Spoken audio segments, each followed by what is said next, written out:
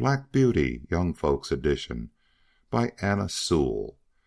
Chapter 3. My Breaking In. I was now beginning to grow handsome. My coat had grown fine and soft, and was bright black. I had one white foot and a pretty white star on my forehead. I was thought very handsome. My master would not sell me till I was 4 years old. He said lads ought not to work like men, and colts ought not to work like horses till they were quite grown up. When I was 4 years old, Squire Gordon came to look at me. He examined my eyes, my mouth, and my legs. He felt them all down, and then I had to walk and trot and gallop before him.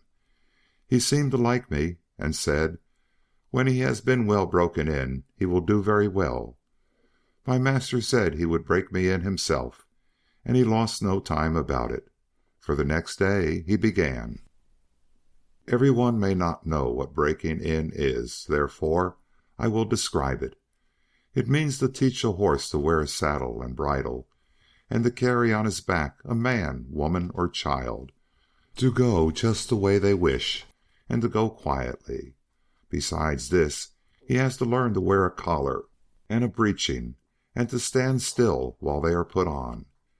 Then to have a cart or buggy fixed behind, so that he cannot walk or trot without dragging it after him, and he must go fast or slow, just as his driver wishes. He must never start at what he sees, nor speak to other horses, nor bite nor kick, nor have any will of his own, but always do his master's will, even though he may be very tired or hungry. But the worst of all is, when his harness is once on, he may neither jump for joy nor lie down for weariness. So you see this breaking in is a great thing. I had, of course, long been used to a halter and a headstall, and to be led about in the fields and lanes quietly. But now I was to have a bit and a bridle. My master gave me some oats as usual, and after a good deal of coaxing, he got the bit into my mouth and the bridle fixed. But it was a nasty thing. Those who had never had a bit in their mouths cannot think how bad it feels. A great piece of cold hard steel, as thick as a man's finger, to be pushed into one's mouth, between one's teeth, and over one's tongue, with the ends coming out at the corner of your mouth, and held fast there by straps over your head, under your throat, round your nose, and under your chin, so that no way in the world can you get rid of the nasty hard thing.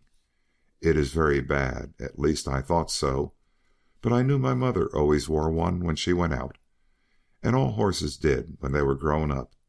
And so what with the nice oats, what with my master's pats, kind words, and gentle ways, I got to wear my bit and bridle.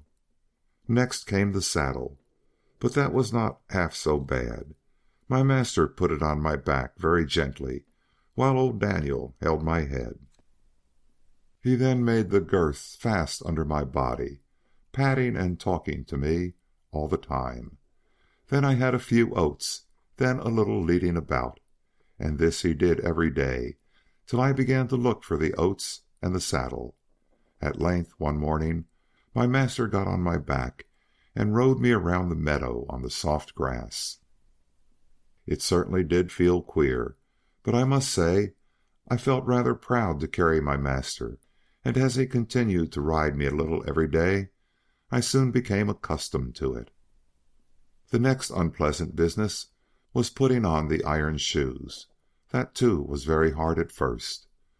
My master went with me to the smith's forge to see that I was not hurt or got any fright. The blacksmith took my feet in his hand, one after the other, and cut away some of the hoof. It did not pain me, so I stood still on 3 legs till he had done them all.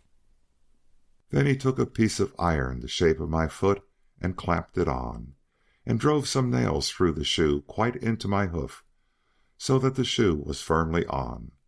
My feet felt very stiff and heavy, but in time I got used to it. And now, having got so far, my master went on to break me to harness, there were more new things to wear. First, a stiff heavy collar just on my neck, and a bridle with great side pieces against my eyes, called blinkers, and blinkers indeed they were, for I could not see on either side, but only straight in front of me. Next, there was a small saddle with a nasty stiff strap that went right under my tail. That was the crupper. I hated the crupper. To have my long tail doubled up and poke through that strap was almost as bad as the bit. I never felt more like kicking, but of course I could not kick such a good master, and so in time I got used to everything, and could do my work as well as my mother. I must not forget to mention one part of my training, which I have always considered a very great advantage. My master sent me for a fortnight to a neighboring farmer's, who had a meadow in which was skirted on one side by the railway.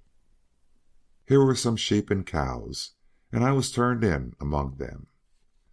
I shall never forget the first train that ran by. I was feeding quietly near the pales which separated the meadow from the railway, when I heard a strange sound at a distance, and before I knew whence it came, with a rush and a clatter and a puffing out of smoke, a long black train of something flew by, and was gone almost before I could draw my breath. I galloped to the further side of the meadow, and there I stood snorting with astonishment and fear. In the course of the day many other trains went by, some more slowly. These drew up at the station close by, and sometimes made an awful shriek and groan before they stopped.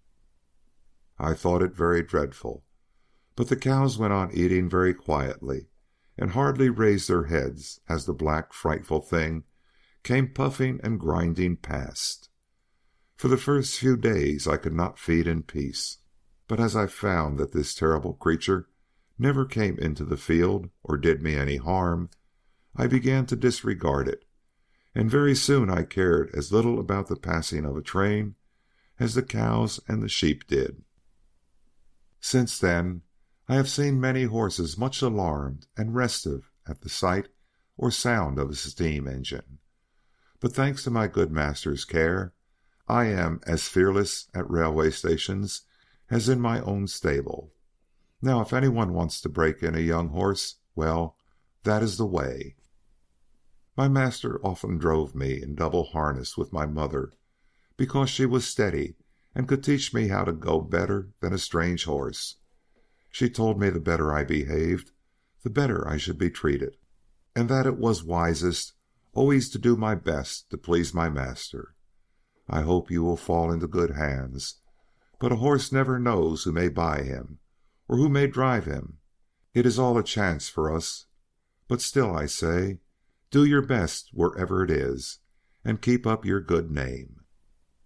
End of chapter 3. Recording by Richard Kilmer, Rio Medina, Texas.